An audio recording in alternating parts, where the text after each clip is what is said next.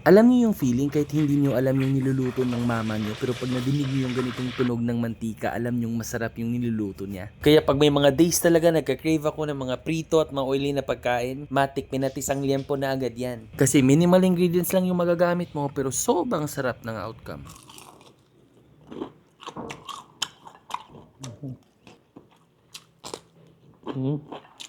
So yung lulutuin natin today is para sa 1 kilo na pork belly. Check nyo na lang yung captions para sa complete list of ingredients. So nag-add ako ng patis at maraming bawang, add tayo ng paminta, add tayo ng calamansi juice, then sinama ko na dyan yung balat ng kalamansi, konting patak ng liquid seasoning, nag-add din pala ako ng 1 teaspoon ng asin, then half cup ng cornstarch at half cup ng all-purpose flour. Haluin, then marinate natin for at least 1 hour. So ganitong consistency yung gusto natin ma-achieve. Then prituhin lang natin to mga 4 minutes on each side. Wag lang natin i-overcook para moist pa rin yung karne. Then tinutusok-tusok ko yan para maluto talaga yung karne sa loob. Isang tip pala para mas lumutong siya is nag-sprinkle ako ng tubig.